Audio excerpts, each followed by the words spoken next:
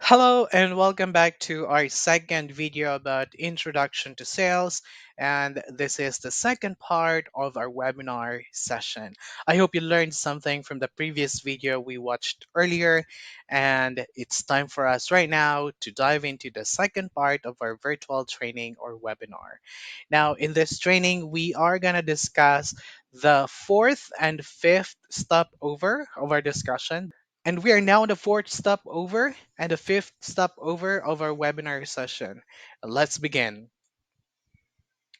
But before we do that, let's have a quick review of what we have discussed in the previous video. Let's have a quick recap. Now, again, in the previous video, we discussed about the behavior of our customers.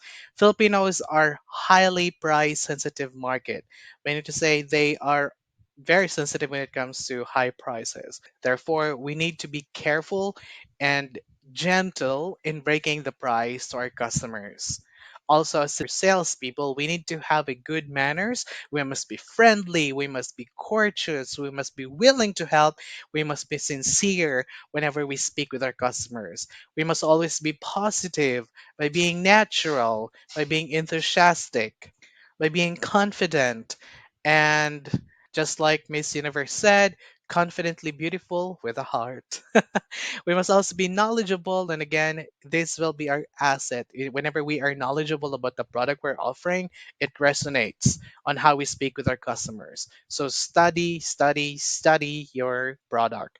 And of course, we must always be service oriented. It means to say we must be always helpful to our customers at all time. So those are just some of the gist that we discussed in the previous discussion. Now let's proceed with the fourth step over, which is steps to success. And now we are going to discuss the 5 steps that we must always keep in mind by doing the planning, introduction, presentation, rebuttals, and closing. So these are the 5 easy steps in reaching a successful sales goal.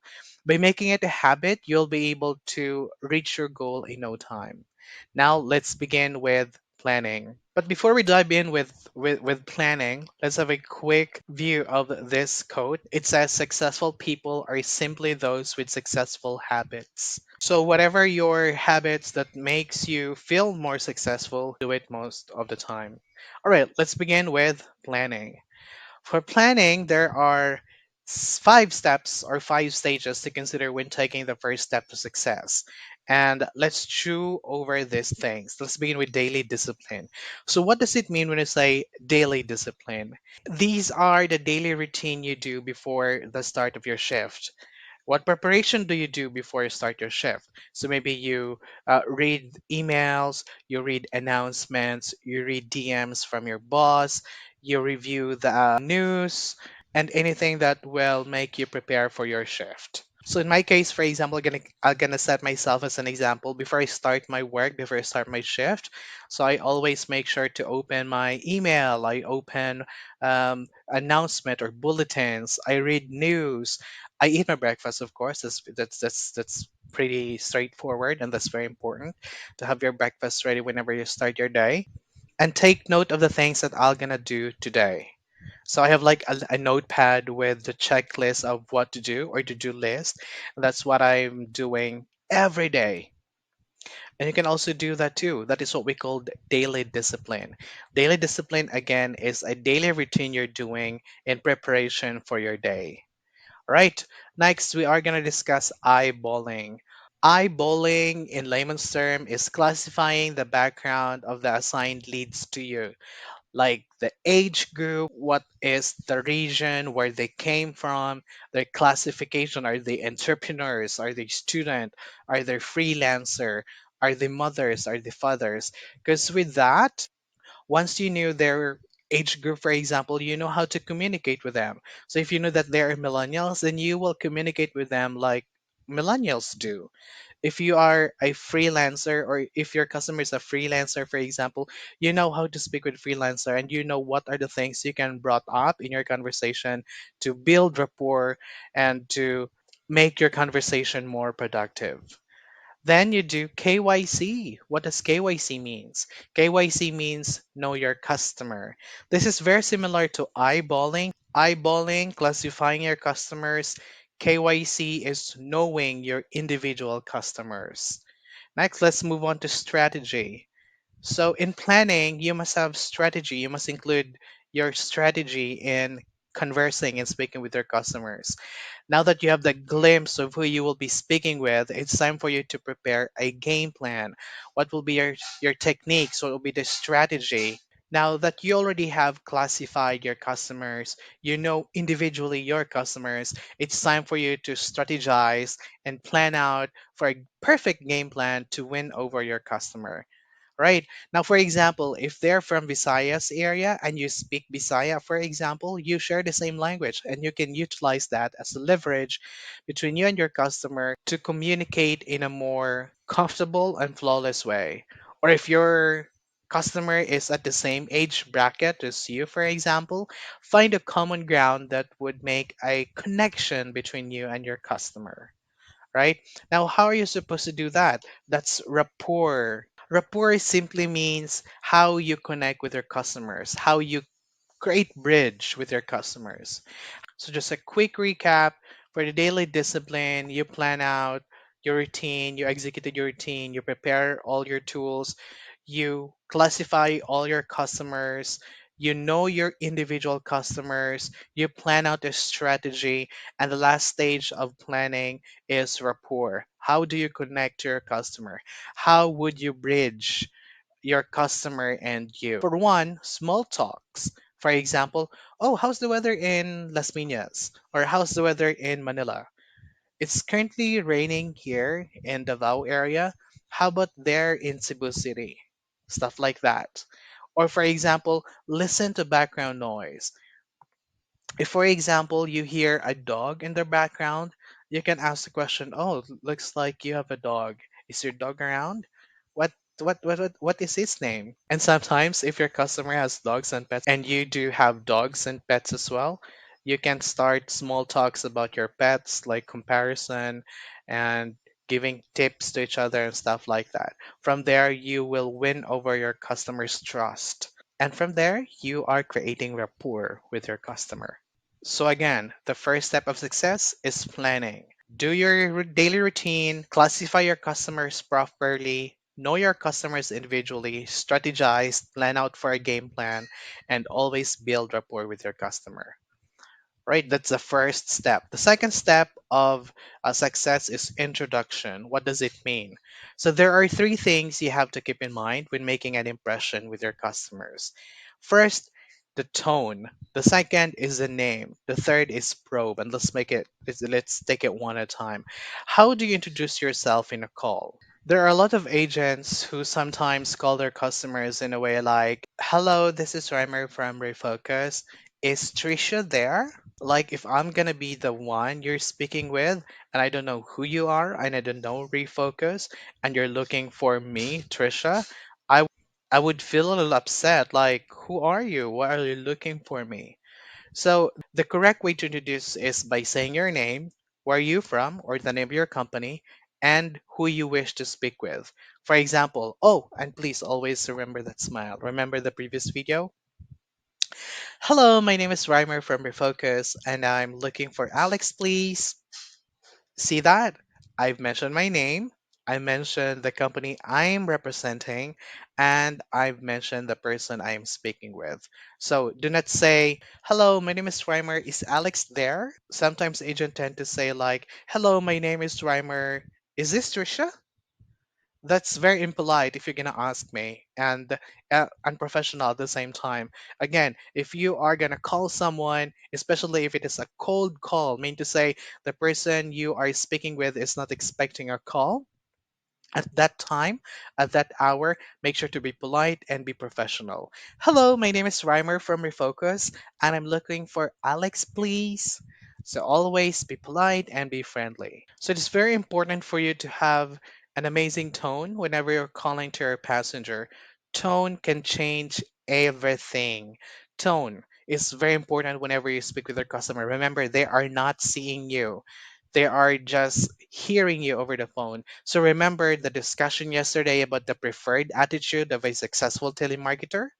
You must sound enthusiastic, you must sound upbeat, you must sound friendly and lively the entire duration of your conversation with your customer. Cool? All right. Now let's move on to name. It is very important and incredibly a necessity to address our customers properly. Our name is incredibly important and powerful, and therefore we must use that name in communicating with our customers effectively. And believe me, sometimes, well, not sometimes, but most of the time, names are a deal breaker. In a way that, for example, you mispronounce the name of your customers might get disappointed or disinterested. So if you have a list of a lead, for example, that is given to you by your manager, and if you are not sure on how to pronounce the name of your customer, simply ask your customer on how is the right way in enunciating their names. This is very common. Like there are a lot of unique names in the Philippines, especially again, our customers are Filipinos, and Filipino parents are very creative when it comes to names of their kids. So sometimes we are given a lead with a mysterious, unique way of enunciating. So if you are not sure on how to enunciate the name of your customers, probe and ask your customer how it is supposed to be pronounced. And the next thing that you need to consider whenever you are introducing yourself to your customer is probing. If you still remember the discussion we had yesterday, that we discussed that probing or asking questions in order for us to figure out the needs of our customer is very important, especially for transactional selling. So therefore, we have to probe, we have to ask our customers probing questions in order to lead them to the correct and suitable resolution to their problem. Or is there really a problem? If there is, how can we help them out?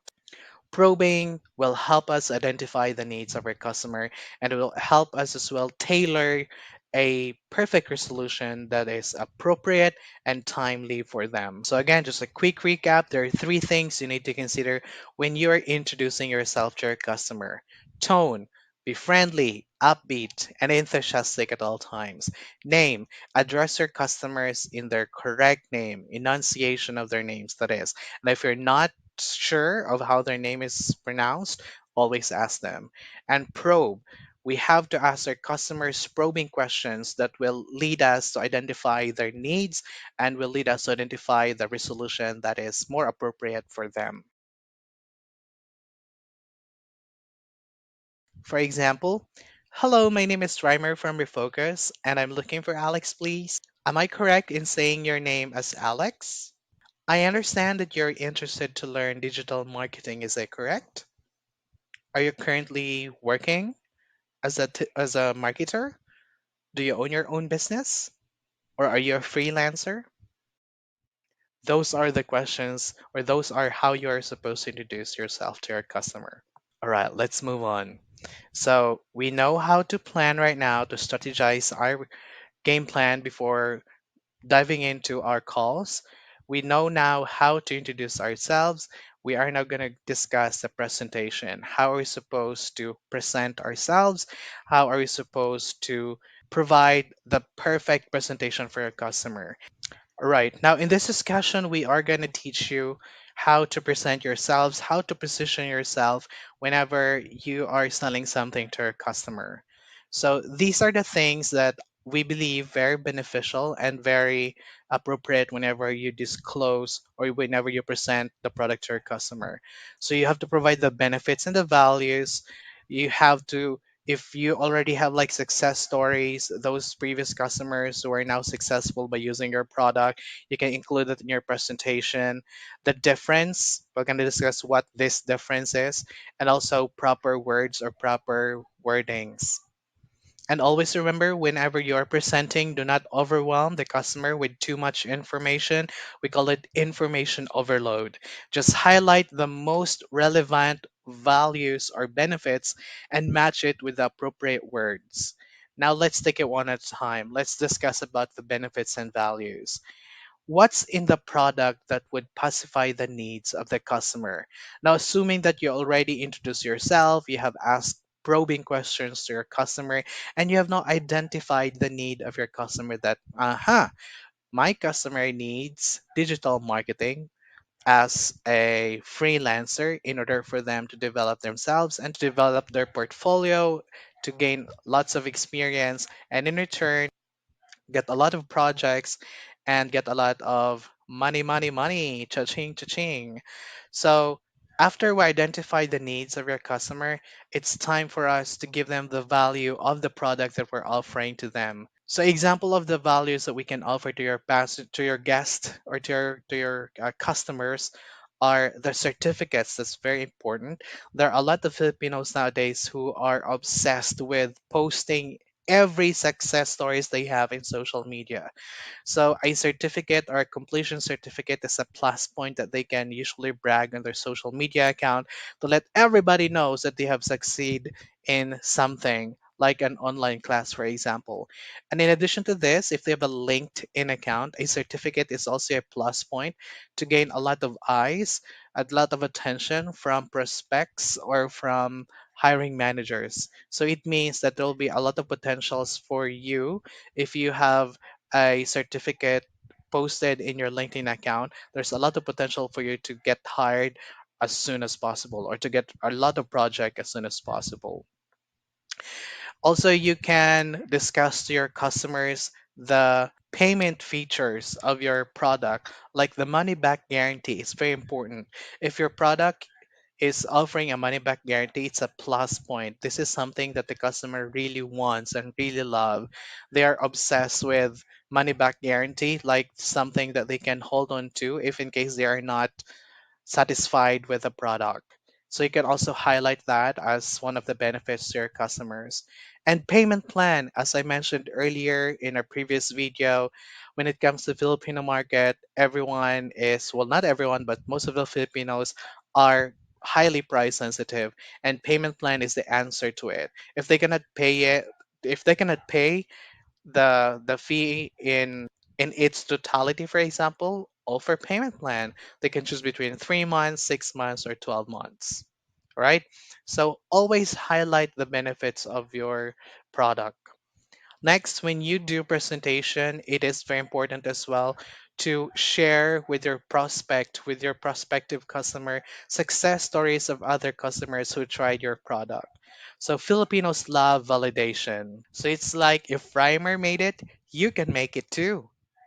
So you can include in your presentation that something like, hey, I just want to share with you a story of a previous client who enrolled in our program before.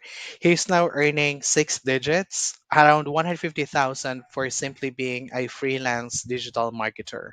And she actually posted in our website. You can actually review it in our website as well and see if and see his success story from there.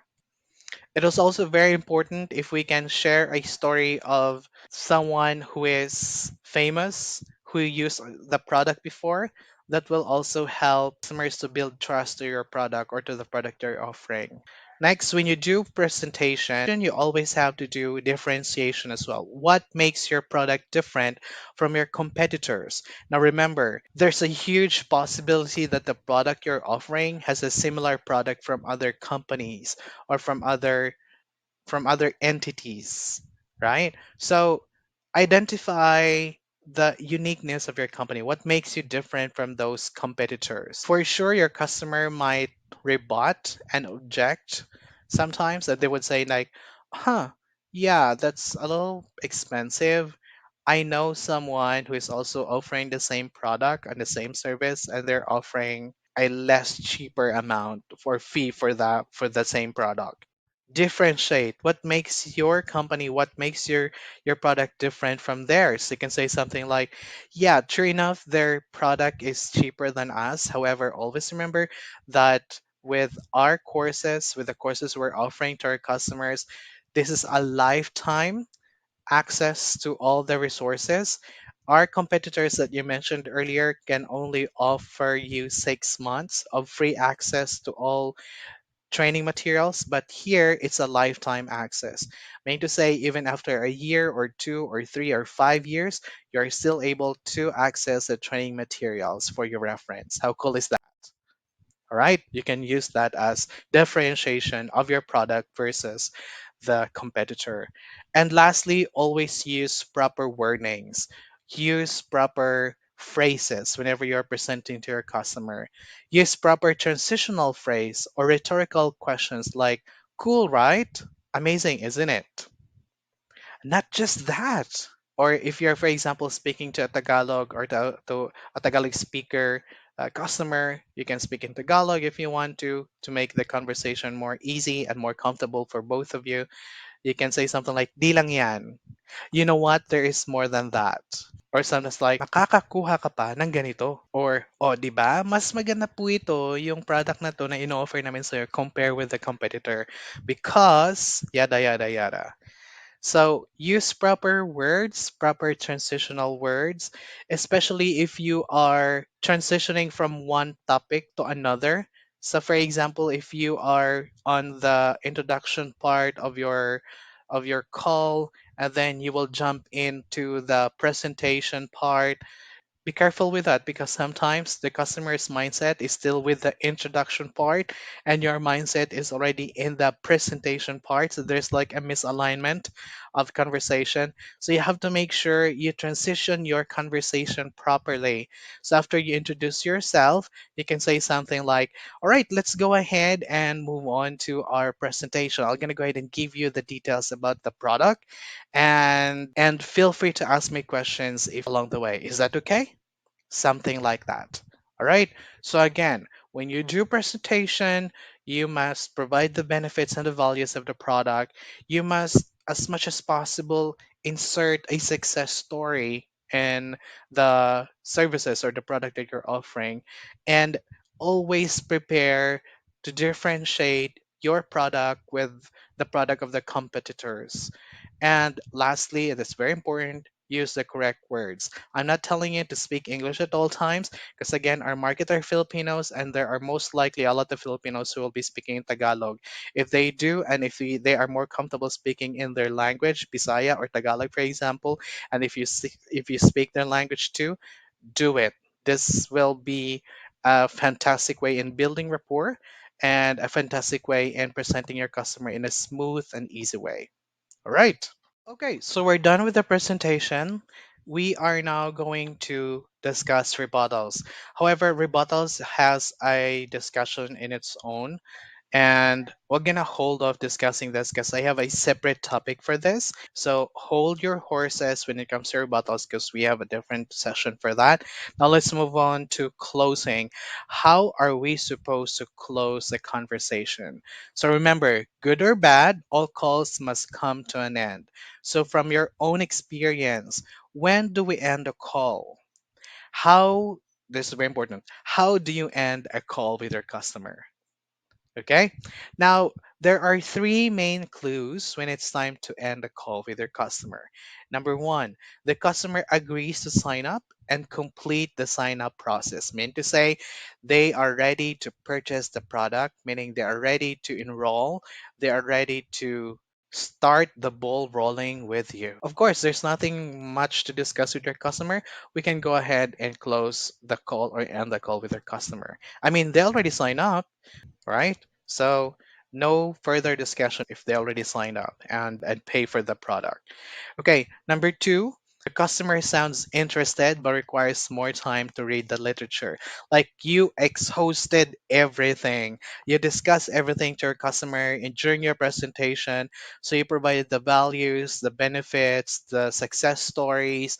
You provided them the difference between your product and the other company's product, but the customer still is not 100% decisive as to whether or not move on with the sign up process and they need more time to think about it. That's fine, that's okay. Provide them the literature, offer a callback, and end the call. The third clue to end a call is if the customer is really not interested, like zero, and don't want to continue despite the rebuttals. You have exhausted all rebuttals to their objections. They said they don't have money, they said they don't have time, they said they're not interested. So we have to let go of your customers. Because sometimes being too pushy with our customers will rather aggravate our customers and would rather disappoint them further. So to avoid that, just go ahead and let go of your customer and end the call. How are we supposed to end a call? So we already have the clue. There are three clues that we need to consider if it is time to end the call. The customer signed up. The customer is interested but needs more time. The customer is has zero interest about the product and they don't want to be bugged. They're really not interested to sign up. So those are the three things or the three clues that we need to consider. Letting us know that hey, it's already time to let go of your customer. But how are we supposed to actually end the actual call? Now always remember, do not just say okay, bye. Right, by just saying goodbye, you are too cold and a little disrespectful with your customer. So always make sure to be polite regardless if they sign up or not, regardless if they're interested or not. Always be polite and thank your customer for their time and effort. You can say something like, all right, Reimer, thank you so much for taking my call today. Have a great day. Goodbye for now. All right, that's very simple. All right, thank for their time, mention their name, and wish them a good luck or good day. Cool? Fantastic. Again, as a quick recap, in order for us to have a successful call, we must do planning, the daily discipline. We have to plan out in advance, strategize, do introduction properly. We must introduce ourselves in a professional and upbeat way. Always smile, remember that. Presentation, we must always be professional whenever we're presenting our product to our customer or our services to our customer. Rebuttals, we're going to discuss rebuttals right after this. And closing, and always start and end your call in a professional way. We left off yesterday with questions number 1 and number 6 from the previous video. Now let's move on to questions number 7, 7 to 10. Yeah. And we will start with question number 7. In a single sentence, write it in your notepad. Remember the notepads we mentioned in the first video? In question number 7, how would you end a call in a friendly and a professional way? Write it in your notepad in one answer. I've already given you an example earlier. If you would like to change that, that's fine. If you would like to create your own closing after a call, for example, that's fine. That's perfectly okay with me. So, again, question number 7 in your notepad. In a single sentence, how would you end a call in a friendly and professional way? All right, we are almost done, and we are on the fifth stopover of our roadmap, which is objections and rebuttals. Now, as I mentioned previously, whether you like it or not, in a sales call, there's always objection from your customer. Now, it's time for us to discuss what are these objections and how can we uh, get over it? How can we successfully work around objections from our customers? All right, let's begin. Now, an objection is not a rejection, it is simply a request for more information, according to Bo Binet. And this is very important and this is very timely as well because the answer to most objections are just additional information. Customers are simply objecting for something that they do not know yet. And they just want to learn more about it. So it's our job as telemarketers to provide them the information that they need. Now, we are going to discuss the causes of objections, sample objections, response to an objection, techniques in rebuttals, mean to say how are you supposed to rebut with the objections of our customers, steps in rebuttals, and lastly, analysis in a call. Now, let's begin with the first one, causes. So, what are the common cause of objections from customer? Number one, lack of trust in the company and salesman, especially if they just seen the company online and the company is not as well known as Johnson and Johnson's or Unilever or Jollibee or McDonald's, for example. There's always skepticism. There's always a doubt from your customer. So, of course, if your customer doesn't know you, the customer doesn't know much about the company, they will most likely gonna object because of lack of trust. All right. Another second reason or or another reason why the customer objects is natural resistance to change in buying habits. Meaning to say, they already have something like a routine in what to buy, where to buy, when to buy. So they have the grocery list, they have the budget as to how are they supposed to spend their money in a month. Then you came in and you're offering a product that would change their buying habits. So expect an objection from your customer. If I'm the customer, if I'm the customer, why should I change my buying habits just to purchase something from you? All right. Third cause of objection is the customer do not have or does not have the required financial capacity to buy. I mean to say the customer is on tight budget and most likely they do not have like extra money to pay for it. So they will object. Another cause of objection is they need more information of fails to recognize the needs of the product.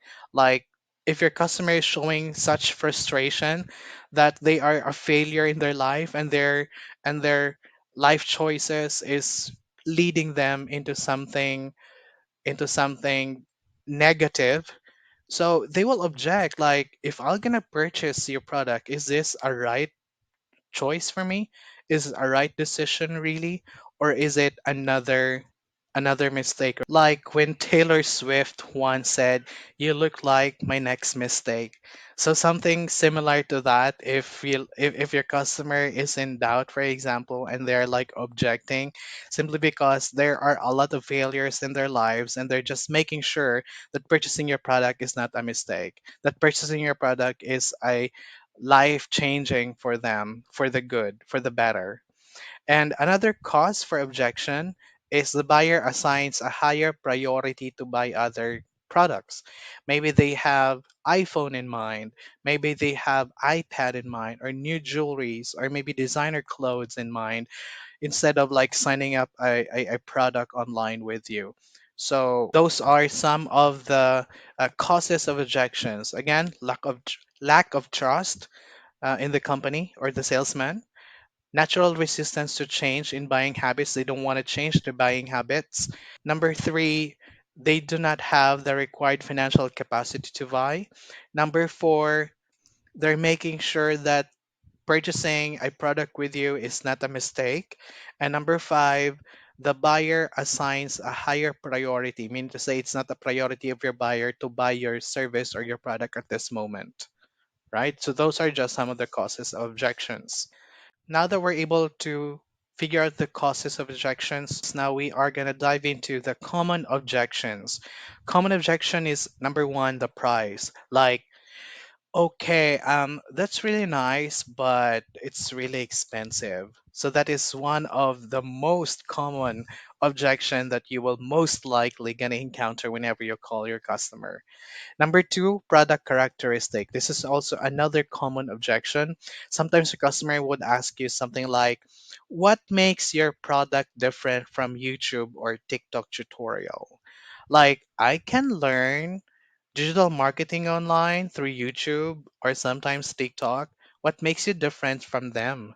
And why should I like pay something for you? Another common objection from your customers, company or salesman. Remember the cost of rejection that I mentioned earlier? If you are not presenting yourself properly, especially if your company is new to your customer, there will always be a doubt with your customer. And if they're in doubt, they will most likely object, and they would sometimes would say something like, the reason why I don't want to sign up is because I don't know you and I don't really like you as a salesman. That's a common objection from a customer. Another common objection from a customer is bad customer experience or bad service experience. For example, a customer who previously signed up for the same product but with a different company said something like, "I don't really have a good experience with a similar product in the past with a different company. So I'm not sure if you will be different from that company." So that's also another example or common example of an objection. Right, another common objections from your customer is most likely about avoiding making decisions, especially bad decisions, or maybe they do not have enough information in recognizing their real needs, what their needs really are, or maybe they do not understand the explanation properly, or maybe the customer needs assurance. So again, um, if your customer is avoiding making decisions at the moment because they're scared of making wrong decisions, the same decisions they made in the past, the most important thing that you need to do here is to reassure them and present your product in a precise way, the way you envision it. So again, another common objection from your customer is most likely about avoiding making wrong decisions again. So, just a quick recap, what are the common objections that you will most likely encounter whenever you speak with your customers about the price, about the product characteristics, about the company or the salesman, or about the bad experience that they had in the past, or they just simply don't want to make decisions at the moment? Right? So, those are just some common objections that we will most likely receive from your customers. Right, now we have know the cause, the common objections. It's time for us to know the attitude or our attitude as salesman or telemarketer in handling objections. Number one, take it positively. Objections are not rejection. It is simply a request for more information from your customer. The second attitude about objection is never confuse an excuse with a real objection.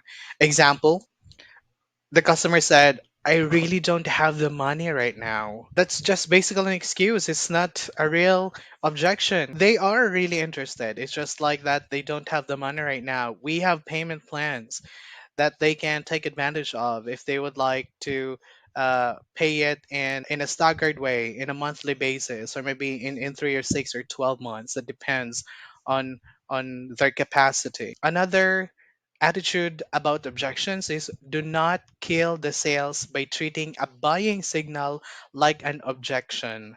So for example, the customer said, I don't have a credit card to pay for it.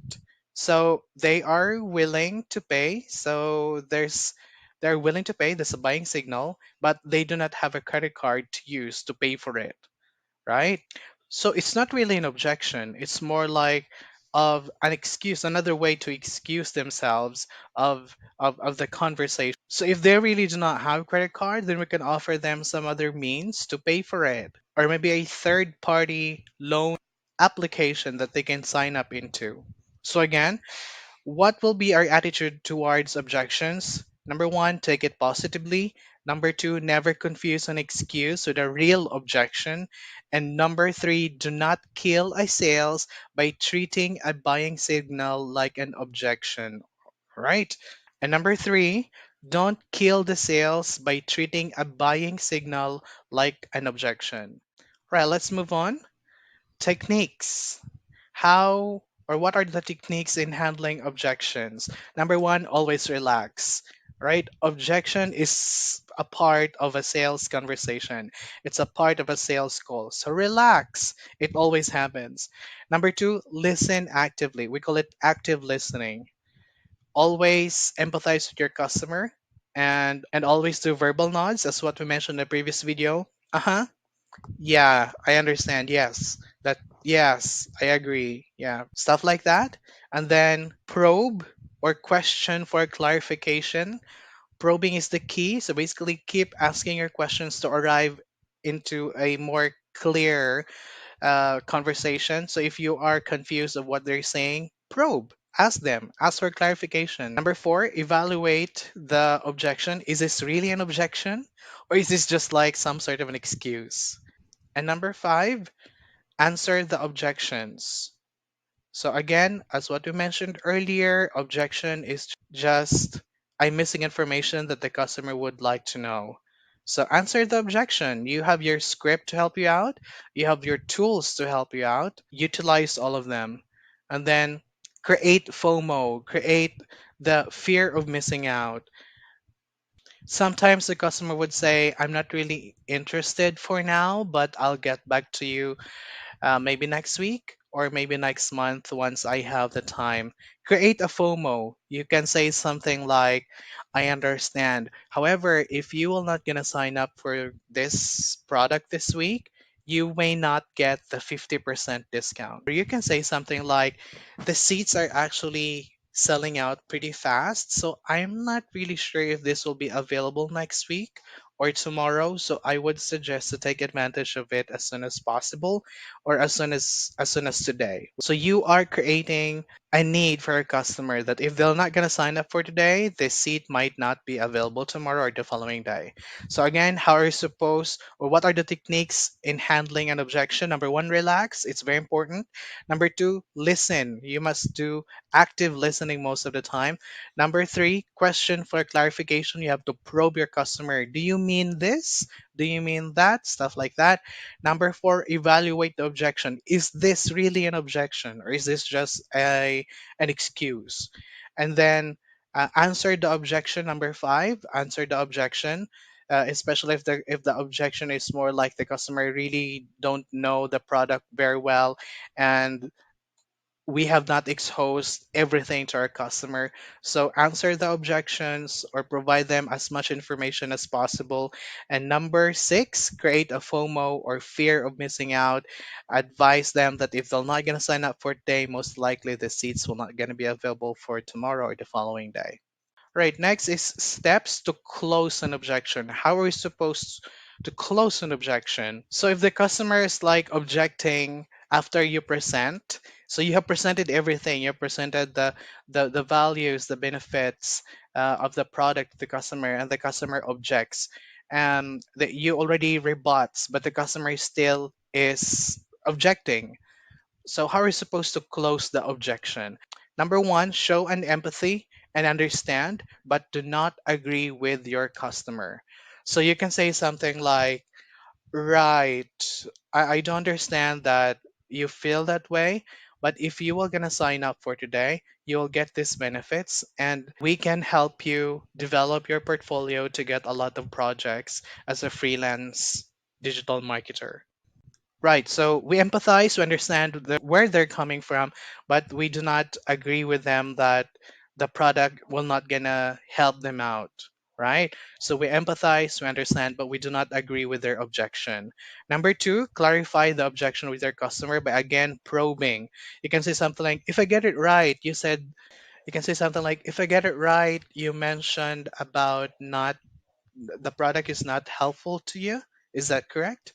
So again, clarity between you and your customer, and make sure the conversation is clear.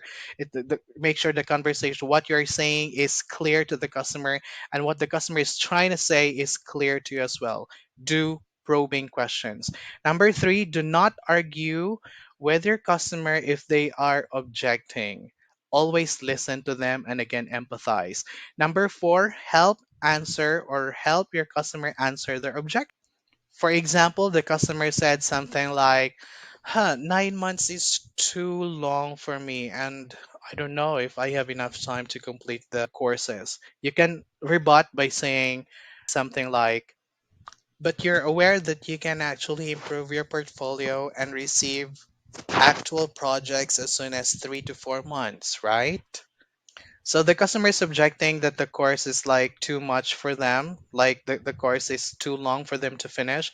But we answer them in a formal question by telling them that they can actually improve their portfolio, their curriculum vitae as early as 3 to 4 months, and they can actually receive actual projects as early as three to 4 months.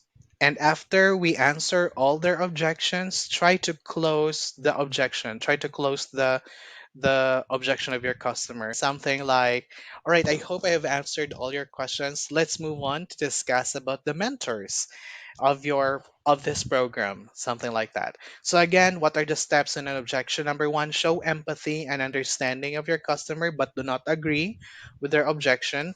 Number two, clarify the objection. Ask probing questions if you're confused.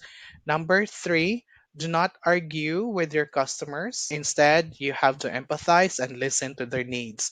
Number four, help your customer answer their objections, and preferably answer the objections into a form of questions.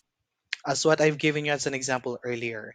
And lastly, close the conversation. And lastly, analysis. Time for us to analyze the call. So we have to analyze the call, all the calls that is, every end of our calls, we have to analyze, did I sell? Did I hold the customer interest? Did I emphasize the benefits that they will get with this product? Did I sensationalize the presentation? Meaning, was I able to get their attention most of the time? And did I answer their objections properly? So again, just a quick recap of this video. In order for us to be successful in a call, we must do proper planning. We have to make sure we are ready, and then we have to do proper introduction. We have to do proper presentation, enticing presentation, that is. We must be able to handle rebuttals properly, relax, listen to our customer. And lastly, we must be able to close the conversation, close rebuttals. And lastly, we must be able to close a conversation properly and professionally. At this point, we have arrived at the last part of our virtual training, and that's assessment. So, what are we going to do with the assessment? From your notepads, you have to answer question 8, 9, 10. Remember the question 7 earlier in this video? You have to continue working on questions number 8, 9, and 10. You may go ahead and post this video so you will have enough time to answer all of this. All you have to do is to write in all your answers in the notepad. Then once you're ready, you can go ahead and send it over to your trainer or facilitator. This may take you approximately 5 minutes to finish all these questions, so feel free to pause again this video if you need to. Good luck. All right, and before we end the discussion, I want to do a quick recap of the two videos that we prepared for you today. Number one, open with a clear objective and speak confidently with your customer. Number two, remain friendly all throughout the conversation. Number three, try to understand what the customer wants and shape the call accordingly. Know your customer and provide the customer proper resolution to their problem. Number four, bring to their notice the complete knowledge of the product or service that you're offering. The reason why the customer is objecting is most likely they are not knowledgeable enough about the product itself. So please provide them as much information as you can. And number five, do not be too pushy to your customer so they will not get annoyed and disappointed with you. All right. If you have further questions, please feel free to send me an email. And oh, in addition to sending the answers on your notepads to your facilitators, please send your answers to this email address so we can also take a look at your progress and review your answers too. Thank you so much for your time, and thank you so much for being with us here in Refocus. Until next time, have a great day. Goodbye.